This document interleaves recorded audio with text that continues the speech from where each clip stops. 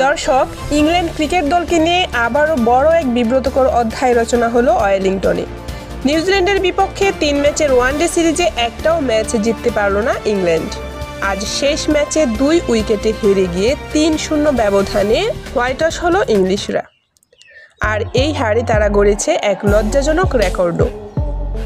শেষ ওয়ানডেতে আগে ব্যাট করতে নেমে 223 রানের টার্গেট দেয় ইংল্যান্ড। প্রথম থেকেই টপ অর্ডার ব্যর্থ, মাত্র 44 রানে 5 উইকেট হারায় ইংলিশরা। তবে অলরাউন্ডার জেমি ওভারটন লড়াই চালিয়ে যান একা হাতে, করেন 68 রান। শেষ পর্যন্ত 40 ওভারে অল আউট হয়ে যায় ইংল্যান্ড 222 রানে।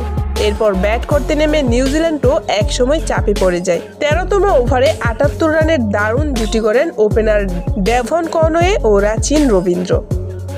কিন্তু 2টি দুর্ভাগ্যজনক রান আউটে ম্যাচের মোড় ঘুরে যায়। তবুও শেষ পর্যন্ত 2 পেসার জাকারি ফোক্স ও ব্লেয়ার টিকনার শান্ত মাথায় ব্যাট করে নিউজিল্যান্ডকে জয় এনে দেয় মাত্র 2 উইকেট হাতে রেখে। আর এই জয়ের মাধ্যমে ইংল্যান্ডকে দ্বিতীয়বারের মতো ওয়ানডে সিরিজে হোয়াইটওয়াশ করল কিউরা। এর আগে 1984 সালে হয়েছিল এমনটা।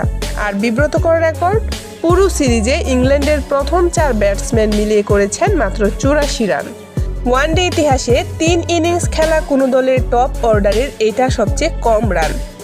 3 ম্যাচের সিরিজে 3-0 ব্যবধানে জিতে নিউজিল্যান্ড আবারও প্রমাণ করলো তাদের ধার এখনো আগের মতোই। ইংল্যান্ডের এই হোয়াইটওয়াশের পর এখন প্রশ্ন উঠছে, ইংল্যান্ড কি হারিয়ে ফেলছে ওয়ানডে ক্রিকেটের ছন্দ? আপনারা কি মনে করেন? কমেন্টে জানাতে ভুলবেন না।